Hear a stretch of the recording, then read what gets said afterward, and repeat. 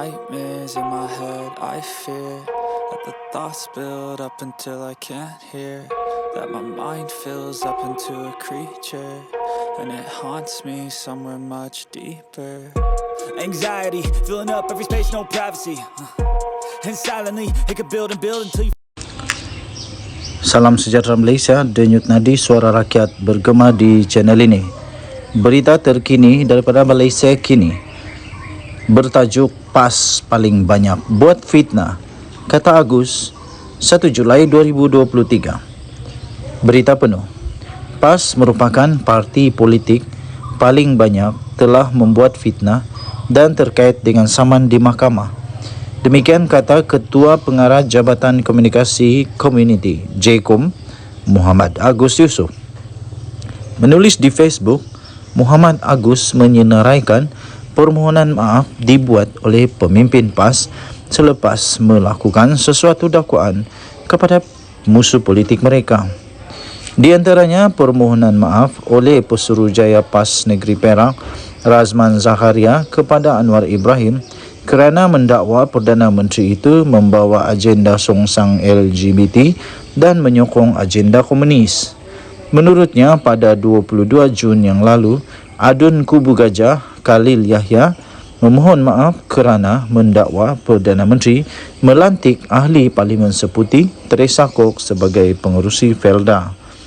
Terbaru pula, pada 25 Jun yang lalu, katanya Akbar Haraka Deli pula memohon maaf kerana mendakwa bekas ahli DAP Mohamed Razali Abdul Rahman pernah menjadi penasihat khas Lim Guan Eng. Katanya dalam kenyataan tersebut, jika hendak disebutkan senarai fitnah PAS paling banyak, kata Muhammad Agus yang turut menyenaraikan kes saman fitnah terhadap pemimpin PAS sejak tahun 2017. Agus berkata, sebagai sebuah parti Islam, PAS sepatutnya membawa akhlak yang baik dan bukannya membuat persepsi serta tanggapan tanpa bukti. Katanya, tidak setuju kritiklah. Jangan berkempen berunsur fitnah, perkauman, penghinaan dan unsur-unsur yang bercanggah dengan nilai Islam, katanya. Menurutnya, perbuatan itu menjadi semakin berleluasa setiap kali menjelang pilihan raya.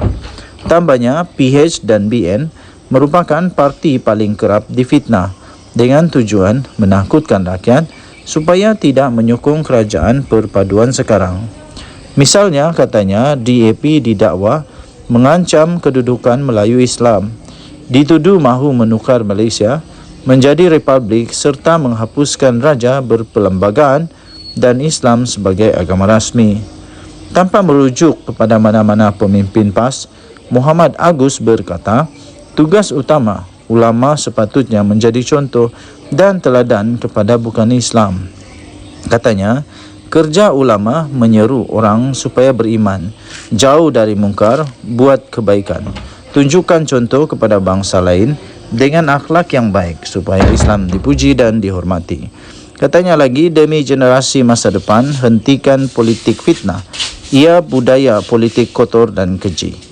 Katanya, fokus kepada usaha membina Malaysia yang lebih baik. Katanya, yang menyeru golongan muda untuk menolak politik fitnah. Denyut nadi suara rakyat bergema di channel ini. Jangan lupa tekan butang subscribe, like dan share. Malaysia kita punya, cintai Malaysiaku, kita jaga kita. Kita jumpa lagi, bye-bye. Salam sejahtera Malaysia. Adakah Azmin Ali atau Hamzah Zainuddin atau Razi Jidin atau Taqiyuddin Hasan atau Wan Faizal ataupun Faizal Azumu, adakah mereka semua ini pun akan tiba-tiba sahaja menyokong Datuk Seri Anwar Ibrahim sebagai Perdana Menteri? Kesemua nama yang saya sebut tadi itu orangnya bijak-bijak, sangat bijak.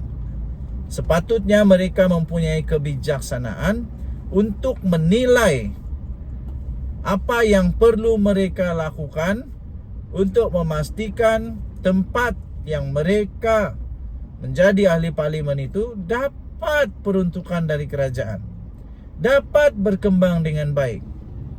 Kecualilah nama-nama yang tadi saya sebut itu kaya raya. Kecualilah mereka itu kaya raya, dapat bertahan selama 5 tahun tanpa bantuan dari kerajaan, dapat menyalurkan peruntukan yang sewajarnya kepada parlimen mereka. Kecualilah mereka itu kaya raya, jutawan kah, bilioner kah, memang duit berguni-guni kah, duit di mana-mana pun ada, di stokin pun ada, di kasut pun ada, di bonet kereta pun ada, di dalam bilik ada, di ruang tamu ada, di dapur ada, barulah mungkin mereka boleh bertahan.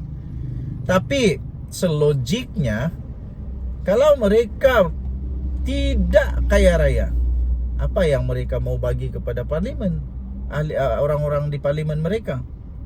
Apa yang mereka boleh bagi? Jangan pula sampai selepas ini ada lagi yang tiba-tiba meluah perasaan, curhat. Yang tiba-tiba curhat di parlimen, curhat, orang Indonesia kata curhat.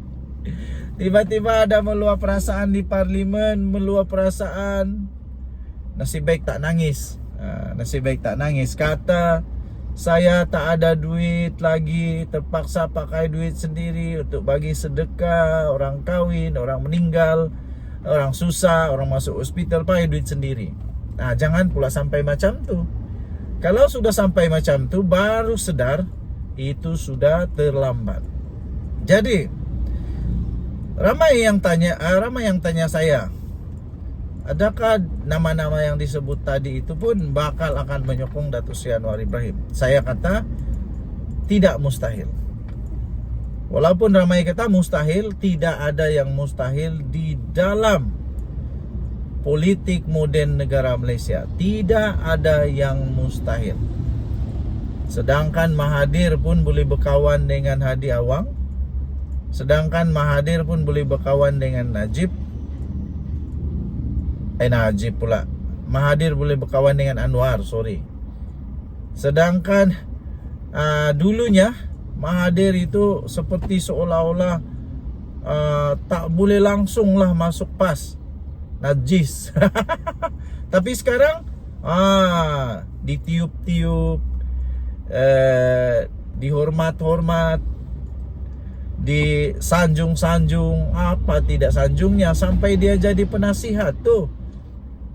Bukan saja diterima, jadi penasihat tuh. Bukan senang jadi penasihat tau. Bukan senang jadi penasihat. Tiba-tiba dia jadi penasihat. Jadi segalanya mungkin di dalam politik moden Malaysia. Saya fikir tidak mustahil untuk mereka tiba-tiba saja mengisytiharkan menyokong Perdana Menteri Datuk Seri Anwar Ibrahim. Buktinya sekarang ini satu demi satu orang sudah sokong Datuk Seri Anwar Ibrahim. Terbaru daripada ahli parlimen Gua Musang. Daripada ahli parlimen Gua Musang yang memang pada mulanya mustahil lah, takkanlah ahli parlimen PAS tiba-tiba membelakangkan pendirian parti, membelakangkan pendirian Hadi Awang, membelakangkan pendirian daripada Taqiyuddin, membelakangkan pendirian daripada ya partilah untuk supaya bertahan. Tidak mungkinlah. Tapi betul-betul jadi mungkin. Ahli parlimen Gua Musang sudah pun mengisytiharkan menyokong Datuk Seri Anwar Ibrahim dan kepimpinannya serta kerajaan di bawah naungan Kebawah-Duli Yang Maha Mulia Seri Paduka Baginda Yang di-Pertuan Agong.